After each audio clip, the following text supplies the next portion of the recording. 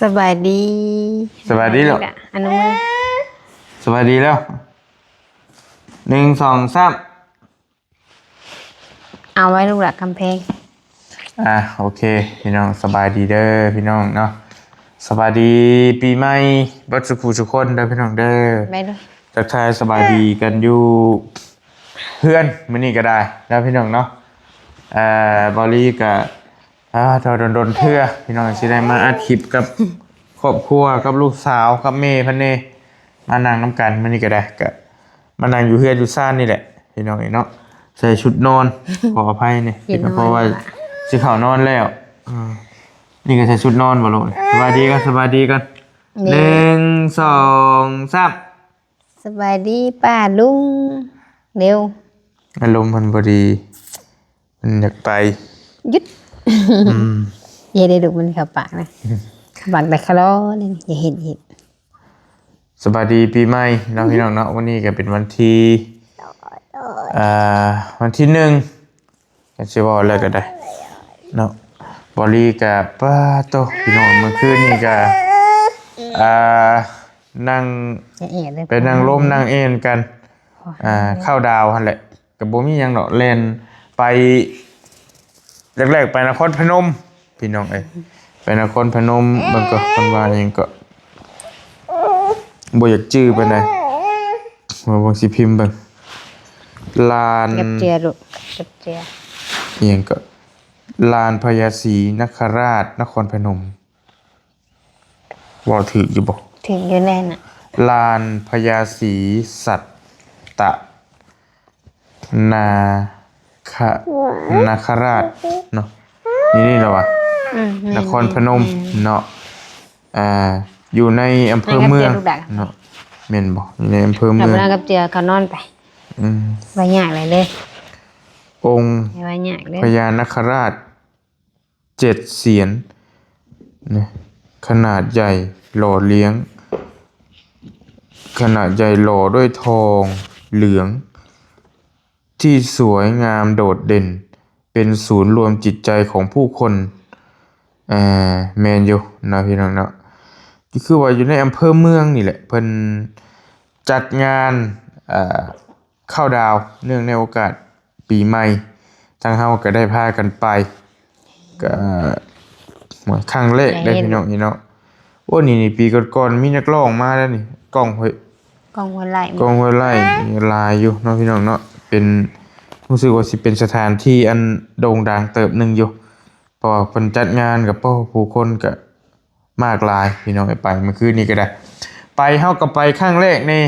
ไปครั้งแรกนี่ก็กะเวลาบ่ถูกนึกว่ามันอยู่แถวนครนึกว่าอยู่แถวธาตุพนมบ่อเตียงก็บ่เคยไปแรกๆบ่อเตียงชวนบ่ทั้งบ่อเตียงทั้งบ่อลี่บ่อบุญบ้านป้าต่างคนต่างบ่เคยไปก็เลยนัดกันไปแล้วก็ไปฮอดพุ่นมันก็ห่วย6ข้ามฮอดฝั่งไทยก็6 โมงครึ่งพากันออกจากมุกดาหารก็ประมาณ6 โมงครึ่งไปประมาณนั้นเหยียบไปฮอดพุ่นมันก็ทุ่มนึงพอดีพี่น้องเอ้ย6 โมงครึ่ง7 โมงครึ่งประมาณ1 ชั่วโมงครึ่งออกมา2 ทุ่มบ่แม่นบอลี่ก็ไปฮอด1 ทุ่มตีไปง่ายๆไปย่างประมาณสัก1 ทุ่ม 40 นาทีมันประมาณบอลี่กับพาวรีบพาวกลับออกมารถแล้วก็พาวมายันด่านปิดพอด่านมันปิด4 ทุ่มก็เล่นมายันบ่ทันเฮาก็เป็นครั้งแรกนั่นแหละคันไปเทื่อหน้าเฮาก็ต้องกะเวลาไปใหม่ไปตะเว้นหน่อยไปตะเว้นวันหน้าเป็นพายุรีหอบเพิ่นกำลังเล่นกำลังอยากย่างนะย่างบ่ทันทั่วชั้นย่างข้าวเดียวกำลังเดาะกำลังดิ่นก็เป็นแต่ม่วนเป็นแต่เที่ยวอยู่พี่น้องไอ้เนาะอยู่หั่นก็คันสิไปปีหน้าเฮาก็ต้องกะเวลาใหม่เอาเวลาใหม่มันก็บ่โอเคปานใดไปนี่มันไปฟ้าวเฮงพี่น้องเอ้ยก็ไปหั่นมาแล้วก็มาลงเฮือนบ่อเชียงบ่ลีไปเฮือนบ่อเชียงไปเฮือนบ่อเชียงเสร็จแล้วก็มาไปเฮือนบ่อเชียงประมาณครึ่งชั่วโมงฮอดบ่ชั่วโมงแล้วก็กลับขึ้นมานั่งอยู่นำบ่อเตียงเฮือนบ่อเตียงต่อเฮือนบ่อเตียงกับน้องเมฆมากันนั่งอัดคลิป อยู่นี่แล้วก็นั่งลมนั่งแอนกันนั่นแหละปีใหม่เข้าดาวพี่น้องก็จนว่าดึกมื้อคืนนี่ก็ตีสองปลายๆเพื่อบอลี่มาอาบน้ำอาบในสวนมนต์ส่วนหยังก็เพื่อสิได้นอนตีสี่ปลายๆตีสี่สิแจ้งเลยอันนี้7 โมงเช้าตื่น7 โมงเช้าตื่นเนี่ยไปดองพี่น้องดองลานทรายเป็นญาติทางพ่ออันนี้ก็นอนแป๊บเดียวมันก็เมื่อยเฮงก็เลยเฮ็ดให้บ่ได้ไปทางใดเลยบอลี่ก็ได้มื้อนี้อาหารก็สบายดีบ่ลูก สบายดี เริ่มดีเลยใช่ปะก็เลยมาแล้วก็เลยกลับมาแต่ดองนะก็เลยมาพักผ่อนเมื่อยบอลี่ก็ได้ตังค์พักผ่อนปีใหม่บ่ได้ออกเบี้ยออกงานนี่นอนจนมาเบิดมือเลย แล้วก็บ่ได้ไปทางใดนะพี่น้องแล้วก็เลยมานี่แหละมานั่งอัดคลิปก่อนกับครอบครัวมื้อนึงเพราะว่าดนๆบ่ได้เพื่อสิได้ออกคลิปนํกันพี่น้องน้องยุริก็ได้ห่วยเพิ่มแป๊บๆก็สิ3 ปีแล้วพี่น้องจังหน่อยเนาะ2 ปี5 เดือนบ่5 เดือน 2 ปี 5 เดือนลูกสาวพี่น้องก็เริ่มมอ กับเจือลูกอะกับเจือสิฮอด2 ปีครึ่ง2 ปีครึ่งและพี่น้องเนาะโอเคละพี่น้องเพิ่นก็กำลังว่าพ่อว่าแม่เฮ้ลูกตาให้นี่ตาให้นี่เย้ยให้ชิดื้อลูกอ่านดีๆดีกว่าใจ ตานมน่ะดูดลมมันสิโอเคสบายดีป้าลูกมานี่1 2 3สบายดีนั่นหายใจมันพอปะแน่ตอนนี้ก็เด็กแล้วนะพี่น้องเป็นมือใหม่แล้วประจักษ์นี่เด็กแล้วเป็นมือวันที่2แล้วมั้งที่คืนตี 1ตี 1เลยมันสุกอยู่ดีบ่ไม่อยากไปเหรออยากไปอยู่ไปใช่อยากไปบ่ไปใช่เห็นแล้วดัง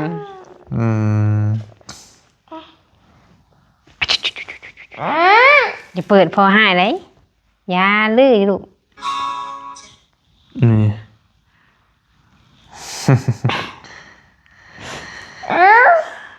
มีเวทเด็ดตัวขีดแดงนะ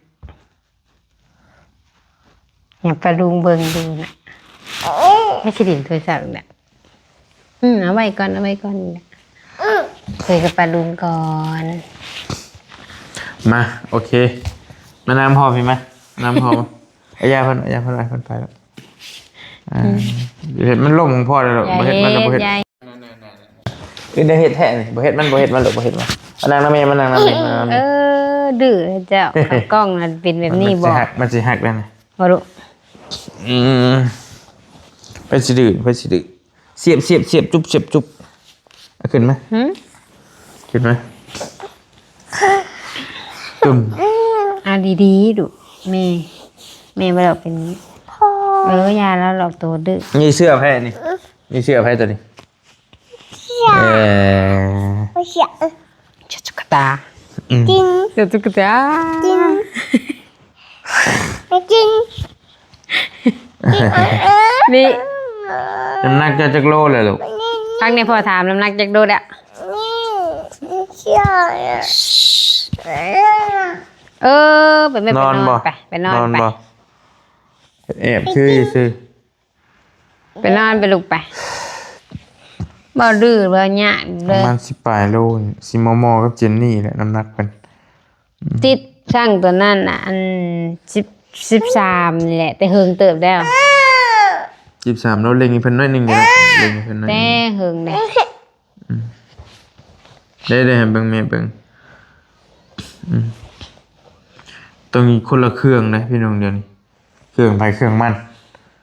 บ่ใส่ก็บ่ได้มันลึงแหละยากเนาะคันว่าเกิดมาบ่เห็นเลยก็ใครอยู่ในยุคนี้มันโตเว้ายากรีดโทรศัพท์ดินกันเป็นบางเวลาบ่ได้ดินนั่นปะไตเจอก็บ่มีหยังเนาะเคลียร์ TikTok คั่นแหละเพิ่นเบิ่ง TikTok เบิ่ง คันเบิ่ง YouTube ก็เบิ่งคลิปเรียวคลิปสั้นปิดไปเบิ่งสักพักเลยก็ปะเมื่อยเลยย่าสิห้ามก็เป้าให้ปีใหม่2026พี่น้องเนาะปีนี้ก็ได้ก็ยังคือเก่าทางเฮาก็ได้เนาะทางบริกับครอบครัวก็อยู่ดีมีเฮงอยู่ปีนี้ก็บ่ได้เป็นใดมีแต่ทางแม่เพิ่นนั่นแหละเพิ่นบ่ค่อยสบายปานใดทางแม่ว่าเตียงบริก็ได้มันจะขาดเลือดจากจางๆนิดนึงทางนั้นก็ได้แต่ว่าทางครอบครัวเฮาก็ปกติอยู่พี่น้องเนาะทางหลายผู้หลายคนก็เฮ็ดไปคือทางลุงเฮิมก็เห็นแต่งแก้บ่นี่ก็ได้แต่งแก่เสียเคาะสะเดาะเคราะห์ต่อชะตาบอกว่าไปส่งท้ายปีเก่าต้อนรับปีใหม่ก็แล้วแต่ผู้สิเฮ็ดนะพี่น้องตัวนี้ก็บ่ว่ากันเฮ็ดไปแนวใดมันกะว่ามันสิดีก็เฮ็ดเนาะคือให้มันจะเบียดเบียนกันพี่น้องกับมีพี่น้องมือว่านนี่ก็บ่บุญเพิ่นถามเพิ่นว่าเห็นเขาแม่น้องเปลวบ่ถ่ายคลิปสื่อยังมาตรวจเหนียวตรวจอย่างทางแม่น้องยุริเนาะพี่น้องเนาะก็เห็นทางคือสิมี FC ถามมาหลายอยู่นะว่าเมยุริท้องบ่ว่าสันตั้งครรภ์บ่หรือว่าแนวใดพี่น้องเนาะเมื่อคืนนี่ก็บ่บุญถามเห็นบ่บุญถามอยู่เมยุริเพิ่นท้องบ่มีน้องบ่ว่าซั่นนะพี่น้องเพราะว่าเว้าขอโทษนำทางอันนี้เพิ่นประจำเดือนขออนุญาตเด้อพี่น้องประจำเดือนเพิ่นมาบ่ปกติมันเคลื่อนประจำเดือนมันเคลื่อนแล้วใครชื่อมาให้ตรวจตัวฝากบ่ฝากแม่ไอ้เปียวมันเคลื่อน3-4 มื้อแล้วก็มันเคลื่อนก็เลยยันตกใจว่าเฮากินบ่ดีบ่ลอยยังมันนั่นไงเลยซื้อมาตรวจให้มันแน่ใจว่าอยู่หรือบ่อยู่นะ ยันว่าท้องบ่แม่นมินยังบ่มาเด้เฮาก็เลยย่านนะแต่ว่ากินนี่กินหันลงไปแบบนะยังถึกลูกบ่นี่แม่น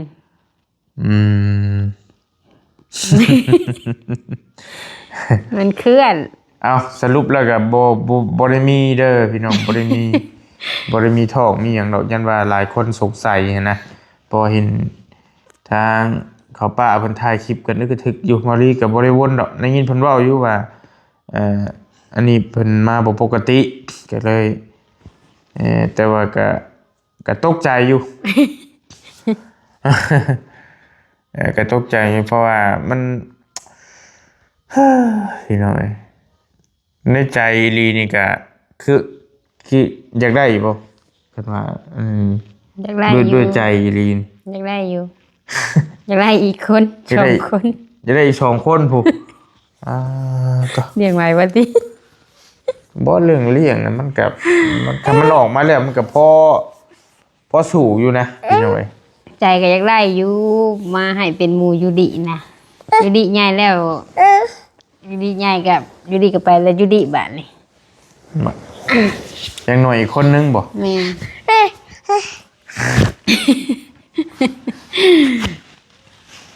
โอ้ยสิเด้อลูกนะเอาน้องบ่ลูกยูดิเพิ่นมักน้องไปทางใดเห็นน้องน้องอะนะติดให้เพิ่นติดให้เพิ่นติดให้เพิ่นไล่แม่น้องดิไล่น้องสินะเพิ่นก็ปากเกี้ยงกันนะมักเล็กน้อยติแม่นี่เพิ่นมักเล็กน้อยเอาแม่ติดให้ในใจอยากได้ผู้หญิงบ่สมมุติว่าคือผู้ชายผู้หญิงก็ได้ผู้ชายก็ได้สินะ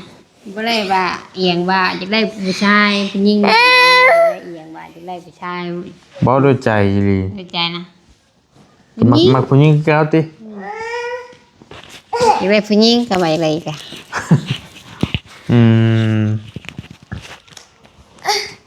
โอ้ย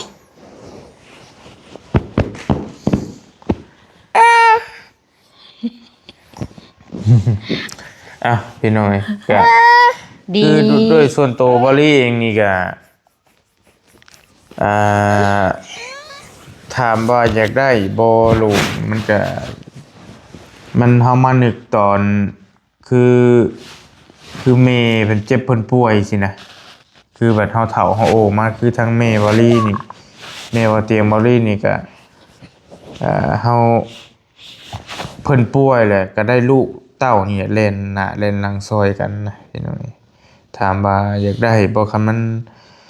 เรื่องอยากได้ก็อยากได้อยู่บอลลี่ก็อยังน้อยก็2คนก็ยังดีอันแต่ว่าบัดคันว่าสิได้เดี๋ยวกระบะเมีย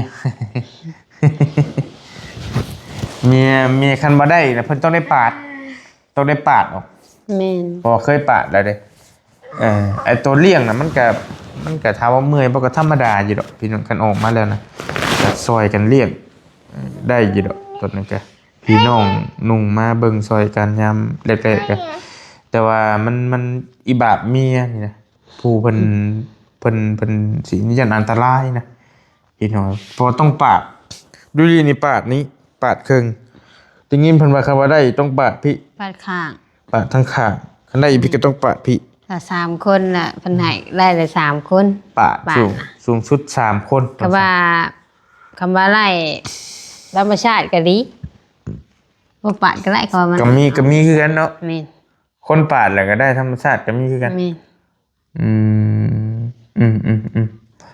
แต่ว่ามันก็เนาะจักแรกขนาดลูกน้อยบัดนี้เป็นกรณีว่าตอนเฮาตั้งท้องนั่นมัน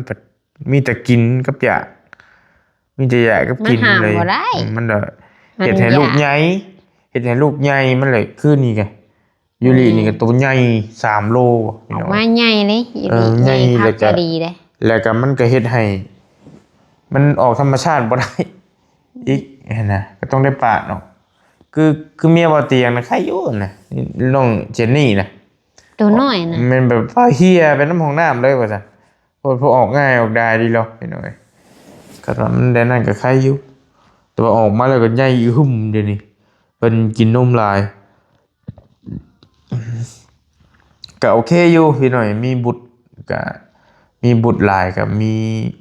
กันว่าบุตรเป็นครูเป็นคนก็คันลูกว่าไงกันลูกเป็นครูเป็นคนหั่นน่ะก็เวลาพ่อแม่เจ็บไข้ได้พยาธิมาก็ได้เบิ่งแยงเพิ่นนี่แหละก็แต่ก็ ก็ยังอันนี้อยู่วารีก็ยังบ่ทันปานใดเรื่องอันนี้พี่น้อยก็กระบะผู้เมียนี่แหละเป็นหลักนะก็กระบะผู้สิปาดนี่แหละบ่ว่าเนี่ยบ่ได้แม่นแนวอื่นดอกเรื่องเลี้ยงเรื่องหยังก็พอได้อยู่แต่ว่าชนหลายก็มีแม่เพิ่นแหละเลี้ยงวารีก็คือเห็นนั่นแหละบ่ได้อยู่เฮือนพี่น้องก็มีอยู่ก็มีแต่ตอนแลงตอนดึกซ้ำนะเรื่องเลี้ยงน่ะก็ได้อยู่บ่สมมุติว่า ได้อยู่หน่อยยากหรอกคำบ่ให้ กันออกมาน่ะติ เขาออกมาแล้วบ่ยาก กันซ้ำนี่ซ้ำผู้นี้แล้วก็พอได้อยู่ผู้นี้ใหญ่ แม่ ใหญ่ซ้ำ บ่ได้ นี่เลย อยู่ ใหญ่ขึ้นมาหลายเลยดูดีแกนี่หน่อยบ่าวเตียงหั่นก็คือว่าเพิ่นเผลอบ่นั่นก็บ่มั่นใจปานใดหลงอยู่นี่แหละเนาะ ตั้งเอาละว่า บ่แม่นบ่อยากจื้อปานใด ตั้งเอาอันแหละ ตั้งอยากได้เนาะบ่อยากจื้อเพิ่นรออยู่ ตั้งเอา ในทีมงานนี่ก็มีลูก2คนเพิ่น ลุงเชียงกับ มีบ่อเสียง กับ มีบ่อเตียง เตียงเท่านั้นแหละ แล้วก็บ่อจันนี่ก็มีผู้เดียวบ่อบุญก็มีผู้เดียวไปลุงเฮิมมันยังผู้เดียวอยู่ผู้ที่2บ่อยู่นำเลยคือล่าสุดนั่นก็ได้ก็ 3คนในดุเราน่ะ มีลุงเฮิมลูก3คนเลยเนาะ 3แล้วแต่บ่อยู่นำ2คน อยู่แต่นี่เดียว นี่มาอยู่นำ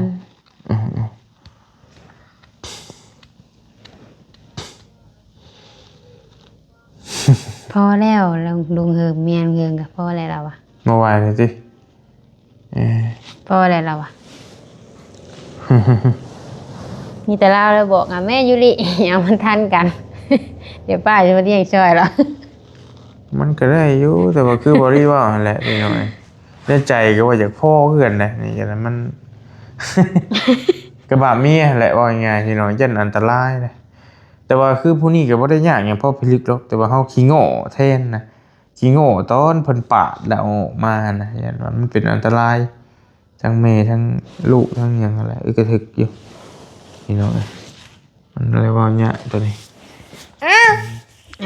บอกคลอดลูกมันเป็นการเสี่ยงเป็นเสี่ยงตายเนาะถึงคลอดธรรมดาก็คือกันแหละพี่น้อง แม่น คลอดธรรมดากับพ่อคือเห็นป้าเมียลุงเฮิมตอนล่าสุดนี่กะเป็นพ่อเด้อ แขนรถแบบทางดิ เลือดยาวออกโอ้ยมันเป็นของเลือดตกยางออกเลยตอนนี้อันตรายอยู่นี่แหละเพิ่นว่าคนมีบุตรย่อมเศร้าโศกเพอบุตรทั้งหลาย ก็แต่ว่าก็ดีคันมีแล้วก็ได้เลี้ยงใหญ่แล้วก็สิก็แค่นี้พี่น้องบางคนก็บอกให้เอา3-4 คนโอ้โตบ่ไหวแล้วเห็นผู้เฒ่าเพิ่นนะคนข้าวโบราณเฮาเคยไปซอยจื้อได้อยู่ฮะจื้อได้อยู่เพิ่นเว้าแต่บ่จื้อว่าจักเป็นไผเอาสัก4 คนซะล่ะบ่4หรือ5นี่แล้วอะ เพิ่นให้เอาอีโลนะผู้เฒ่าเพิ่นน่ะคนข้าวแต่ก่อนเด้ไปสิ แม่นฆาตกรแน่หลายให้แต่เก่า เอา เนาะ แต่ลูกได้เอาดีได้พี่น้องบางคนเฮือน5เฮือน6เฮือนเป็น10บางคนน่ะเอาลูกเนาะแต่ว่ากันเอามาเลยก็กันเป็นคู่เป็นคนก็โอเคอยู่เป็นซอยกันเบิ่งกันแย่งมีหันมีหนีก็ได้ เอามาบ่เป็นคู่เป็นคนก็เพราะปานนั้นแหละพี่น้องเนาะแต่ก็ใครกลัวมีหน่อยก็ซะมีแล้วก็ได้คนผู้เฒ่าแต่ก่อนเด้บ่ได้คุมบ่ได้หยัง มันบ่มีตะกี้นี่ บ่มีตะกี้ ปล่อยธรรมชาติ เอาธรรมชาติเลยว่า อืม 9 คน10 คนแหละ อยู่บอลลี่นี่ก็อยู่กับแม่ยุริเพิ่นมานี่มันก็ได้จักปีจังได้เอาลูก2บ่หรือ3ว่ะ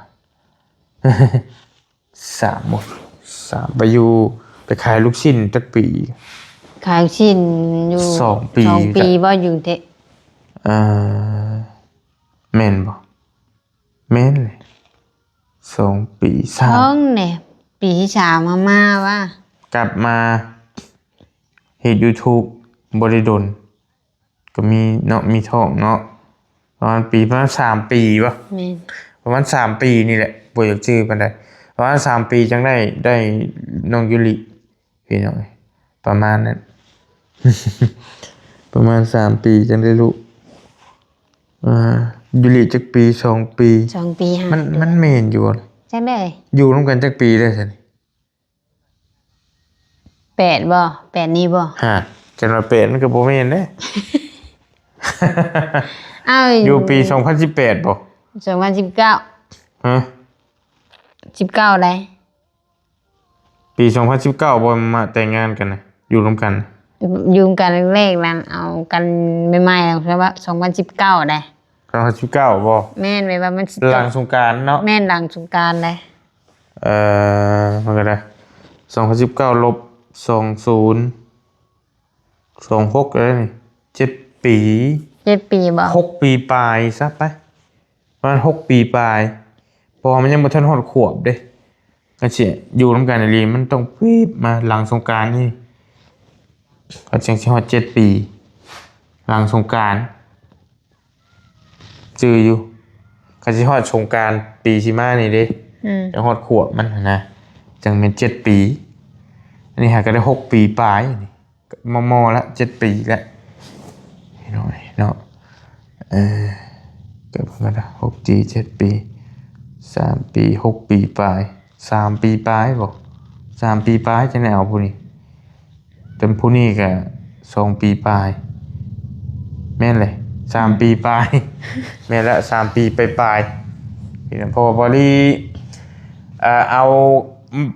สู้คอก่อนกับเมย์กันนี่สู้คอก่อนแล้วจังพากันไปเฮ็ดเวียกอยู่ไทยมัน2 ปีปลายบอกลงไปอยู่ไทย แม่นต้อง คือว่าไปแล้วมาบ่ บ่ แม่นเลยไปแล้วมาเลยเอา ไป พี่เลิกไปแล้วมา ไปแล้วมาเพราะว่า ช่วงโควิดเด้ ตอน ช่วง ฮอด โควิด ปี นะมาแล้วพากันมาขายหมักนัดหมักนี่อยู่บ้านพี่น้องขาย ดำ เครื่อง มาแล้ว มาช่วงโควิดนั่นแหละพากันมาขาย โควิดเด็กๆกันเนาะ เอาหมักนัดหมักนี่ก็บ่เตียงมาขายเลาะขายตามตลาดนัดตอนนั้นก็แล้วก็มันเบิดหมักนัดหมักนี่แล้วเฮาบ่ได้ขายหมักแตงบัดนี้ไปหาหมักแตงหมักอันนี้มาขายแตงไทยอยู่ แล้วมันขายบ่ได้มันเน่ามันนุ่มเลยก็เลยมันเฮ็ดมันบ่มีทางเฮ็ดบ่มีทางไปบัดนี้ก็เลยพากันกลับลงไปไทยอีกเทื่อนึงไปอยู่ยาวแต่อยู่เลาะด้วยเกือบ2 ปีเนาะ แม่น แล้วก็ได้จังได้ กลับมา แล้วก็มาเฮ็ด YouTube แล้วก็จังได้แต่งงานนะก็เลยจังได้แต่งงานกันอยู่กัน2 ปีปลายบ่3 ปีจังได้แต่งงาน แต่ว่าสู้คอกันครั้งนี้ละสู้คอก่อนพี่น้องแล้วจังได้มาแต่งงานกันเลยก็จังได้ลูกสาวผู้หนึงแล้วพี่น้องเนาะ ก่อนแต่งงานอยู่แล้วอยู่ดีนะ อยู่แล้ว ท้องแต่ก่อนพุ่นเนาะ แม่นท้องมันเดือนปลายแหละอยู่ดีนะ อยู่แล้วจังได้แต่งงาน เอาแล้วมันเดือนปลายแหละ เอาก็สิประมาณนี้แหละพี่น้องสำหรับ FC คนใหม่ที่ยังบ่ทันจักเนาะยังพ่อแม่พี่น้องบ่จักคือเมียบอลี่นี่เป็นน้องกันเป็นพี่น้องกันกับเมียบ่เสียงเมียลุงเฮิมเป็น3น้องเพิ่นเนาะ เลย พี่น้องแท้ๆเพิ่นมี3คนนี่แหละมีทั้งเมียบ่เสียงเมียลุงเฮิมแล้วก็เมียบอลี่เป็นพี่น้องเป็น3สาวเป็นพ่อเดียวแม่เดียวนะเป็นแท้ๆพ่อแท้ๆเป็นลูกพ่อเดียวแม่เดียวพี่น้อง ยังดุ เป็นยัง จัก เป็นยังนะมาโอเคประมาณนี้แหละพี่น้องมานั่งอัดคลิปเนาะสบายดีปีใหม่พาลูกสาวกับ สบายดีกับเมืองนะพาลูกสาวกับครอบครัวมาสบายดีปีใหม่เนาะพี่น้องเนาะมาพูดคุยกันนี่แหละอันยิ้มบานบานดูมึงก่อนยิ้มบาน นี่ก็มื้อคืนนี่ก็ไปเพิ่นมี FC เพิ่นทักอยู่นครพนมเพิ่นก็เพิ่นว่าเบิ่งตั้งแต่อยู่ในท้องผู้ว่าซั่นเพิ่นจื้อนะพี่น้องจื้ออยู่ลิก็ลายเนาะช่วงบ่ลีถ่ายคลิปตอนน้องเพิ่นเจ็บแข้งเจ็บขานี่ก็ ติดตามเด้ พี่น้องบางคนก็จะว่าลืมแล้วว่าจะเพิ่นย่างเพิ่นแข้งเพิ่นบ่แข็งแรงนะ นี่เอ้ย ไปขอตัวไปพักไปพรก่อนบัดนี้พี่น้องเอ้ยมานั่งอัดคลิปกับครอบครัวนี่แหละมานั่งคุยกันเนาะมาสบายดีปีใหม่เด้อพ่อแม่พี่น้องเด้อร่ำรวยอยู่ดีมีแฮง กันด้วย บัดจุกูทุกคน คน โอ้ยถูกหวยรวยเบอร์ บ่ สวัสดีบ๊ายบาย สบายดี ปิดกล้องให้พอดู จุ๊บน้ำก่อนจุ๊บน้ำจุ๊บบอกน้ำจุ๊บ ปิดกล้องให้พอไหม พี่กล้องไป ถึงอยู่บ่พอแล้วลูกพอแล้ว